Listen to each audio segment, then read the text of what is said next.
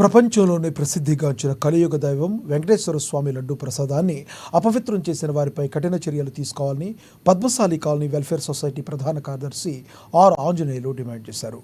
భోల్కూర్పూర్లో Padmashali colony welfare society ఆధ్వర్యంలో తిరుమల తిరుపతి లడ్డూ పవిత్రత పునరుద్ధరణ అనంతరం తిరుపతి నుంచి తెప్పించిన లడ్డూ ప్రసాదాన్ని పద్మశాలి కాలనీలో ఇంటింటికి వెళ్లి పంపిణీ చేశారు.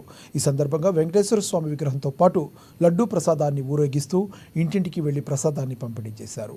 ఈ సందర్భంగా మహిళలు హారతులిచ్చి స్వామివారికి ప్రత్యేక పూజలు చేశారు.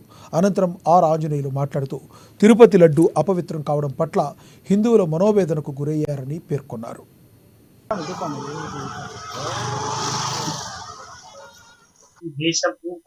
మొత్తం దేశంలో ఉన్న జనాలందరూ సడన్గా సర్ప్రైజ్ అయిపోయారు. తిరుపతి లడ్డు తయారీలో నాణ్యతతో లోపించిందంటే మామూలుగా ఏదో అయి ఉంటుంది, సరిగా పనిచేసే వాళ్ళ దగ్గర అట్లా అనుకున్నారు. అది చూస్తే అందులో ఏకంగా చాలా మలినమైన పదార్థాలు కలపడం, పశువుల కొవ్వు కలపడము ఇలాంటివి తేలాయి. ప్రాక్టికల్ మేము చూసాము, ల్యాబ్ రిపోర్ట్స్ చూసాకనే నమ్మాము. అంతకుముందు అక్కడ పొలిటికల్ పార్టీ చెప్తే నమ్మల.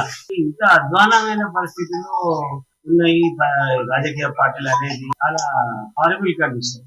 అయితే దేవుడి దగ్గర రోజు దాదాపు 3 నుండి 4 కోట్ల రూపాయలు వాళ్ళకు ఉండి పరంగా వస్తాయి. ఎంతో మంది భక్తులు ఎన్నో రకాల సమర్పించుకుంటారు, బంగారు కానీ కానుకలు. ఇలాంటి దేవుడి దగ్గర ఇలా అన్యాయం ప్రజల సొమ్ము, దేవుడి సొమ్ము అది వాడుకోక 360 రూపాయలకు 80 రూపాయలకు అది కిలో నెయ్యి. యాక్చువల్గా ఇక్కడ 70 భాగాలు ఉందండి హైదరాబాద్ లో. పాలు 100 రూపాయలు లీటర్ ఇస్తారు. 500 లీటర్లు పెడితే గానీ మీకు 1 కేజీ నెయ్యి రాదు. అంటే కనీసం 500-600 రూపాయలు ఖర్చు పెడితే గానీ 1 కేజీ